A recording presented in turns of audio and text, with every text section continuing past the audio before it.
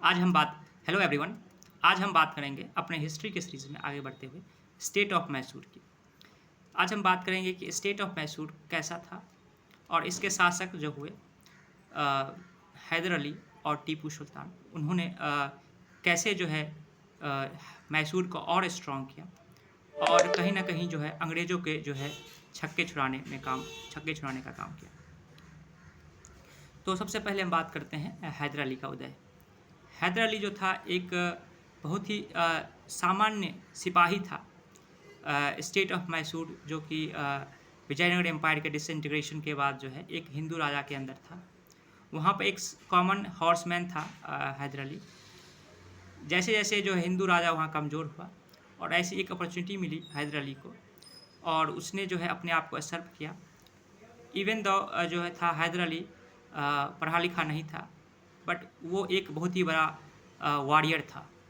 साथ ही साथ उसके पास समझ थी, इंटेलेक्ट था कि कैसे जो है स्टेट को चलाया जा सकता है। उसके पास डिप्लोमैटिक शक्ति थी और इसके साथ ही उसके एक अपॉर्च्युनिटी उसको मिला कि उसने अपने आप को सर्व किया और स्टेट ऑफ मैसूर का वो शासक बन गया।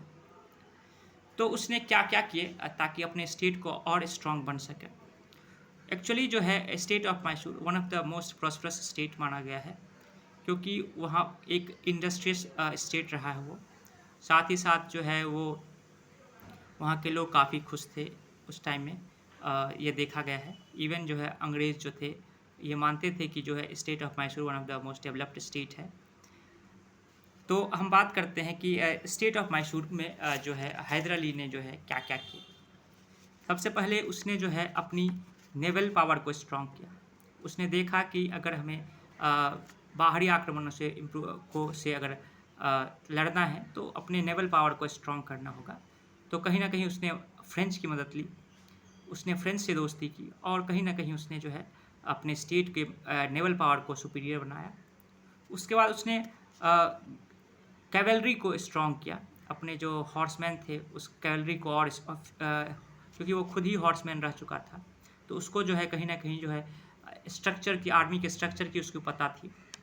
तो उसको ये पता था कि अगर हमें जो है अंग्रेज़ों से लड़ना है आगे चल के, तो कहीं न कहीं जो है हमें जो है अपने जो सिपाही हैं उसको उसी तर्ज पे बनाना होगा, यूरोपियन तर्ज पे ही बनाना होगा ताकि हम उसको लड़ सकें। आप देखते होंगे हिस्ट्री में कि कई ऐसे युद्ध हुए जिसमें कि इंडियंस जो थे, इंडियन राजा के पास ज़्यादा सैनिक हुआ करते थे, फिर भी वो हार जाते थे अंग्रेज़ों से। तो उसका जो सबसे इम्पोर्टेंट कारण जो था, वो मुझे यही समझ में आता है कि कहीं न कहीं जो है इंडियन जो राजा थे, वो ट्रेडिशनल जो युद्ध करते थे, चाहे तलवार से युद्ध करते हो, भाले गरासे से युद्ध करते हो। लेकिन जब अंग्रेज़ आया, उसके पास न्यू टेक्नोलॉजी बन गई थी, वो इंडस्ट्रियल रिवॉल्यूशन के बाद आया था, ठीक है? उसके पास जो है मॉडर्न हथियार थे। उसके आगे में जो है इंडियन राजा कहीं न कहीं टिक नहीं पाते थे।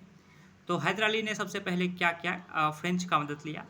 उसने जो है एक दिंदुगल जो स्थान है, वहाँ पे जो है एक फैक्ट्री लगवाया ताकि जो है आर्म्स बना सका और कहीं न कहीं जो है अपने आर्म्स को जो है मॉडर्न करवाया।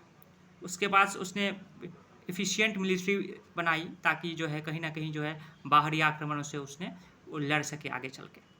ठीक है?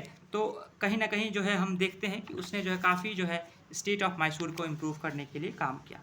आर्म्स फैक्ट्री उसने दिंदुगल में बनाई, जो कि अभी तमिलनाडु का पार्ट है। उसने फ्रेंच का हेल्प लिया उसमें।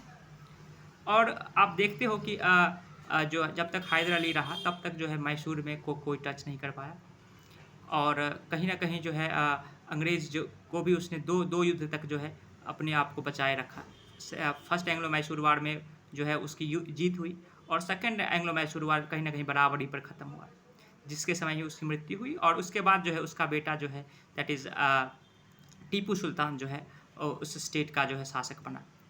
तो आप देखते हो कि कहीं न कहीं जो है उसने जो है मॉडर्निटी पर फ़ोकस किया। अब हम बात करते हैं हैदर अली के बाद टीपू सुल्तान की। जो टीपू सुल्तान था वो भी अपने पिताजी की तरह जो है वो काफ़ी जो है वो बड़ा वॉरियर रहा। वो काफ़ी पढ़ा-लिखा भी था। उसके पास जो है 4-5 लैंग्वेज आते थे, अरेबिक हुए, टर्किश हुए, है ना? पर्शियन हुआ, बहुत सारे लैंग्वेज उसको आते थे, ठीक है? उसने जो है सेम जो है फॉलो किया अपने पिता की जो मिलिट्री स्किल थी उसको फॉलो किया और स्ट्रॉन्ग बनाया अपने जो है स्ट्रक्चर को, अपने आर्मी स्ट्रक्चर को। अंग्रेजों लाइक फ्रांस के वो काफ़ी क्लोज था, जो है फ्रेंच से उसने काफ़ी चीज़ें सीखा। और जो है उसको उसको भी पता था कि अगर हमें अंग्रेज़ से युद्ध करना है तो कहीं न कहीं जो है अपने आप को स्ट्रॉन्ग बनाना होगा। तो उसको जो है उसने काफ़ी इम्प्रूव किया अपने आप को। उसने जो है उसे जो है रॉकेट टेक्नोलॉजी जो है का भी पायनियर माना जाता है। मिलिट्री मैनुअल जो है उसने ऑपरेशन ऑफ रॉकेट्स को पढ़े, किताब भी उसने लिखी है। तो काफ़ी पढ़ा लिखा भी था वो और उसको समझ भी थी शासन की, ठीक है। उसके बाद डिप्लोमेसी काफ़ी अच्छा करता था। वो एक डेमोक्रेसी का भी प्रमोटर रहा है टीपू सुल्तान। और उसने एक जैकोबियन क्लब बनाई थी फ्रेंच की मदद से, और उसका भी वो खुद भी पार्टिसिपेंट था और अपने आप को सिटीजन के रूप में मानना पसंद करता था। उसने जो है एक ट्री ऑफ लिबर्टी जो है उसने स्थापित की थी। ट्री ऑफ लिबर्टी उसने जो है सेरिंगापट्टनम में लगाई थी, ठीक है। तो ये सब था, गुण था उसके अंदर, टीपू सुल्तान के अंदर। तो कहीं न कहीं आप देखते हो कि वो जो है टीपू सुल्तान जब तक रहा, वो युद्ध में फोर्थ एंग्लो मैसूर वार जो हुआ 1792 टू 1799 उसमें वो मारा गया। लेकिन जब तक वो रहा वो कभी भी जो है अंग्रेज़ों को का सॉवरेनिटी जो है एक्सेप्ट नहीं किया। तो बट कुछ लोग जो है ये भी मानते हैं कि जो है वो कहीं न कहीं रिलीजियसली बायकॉटेड था।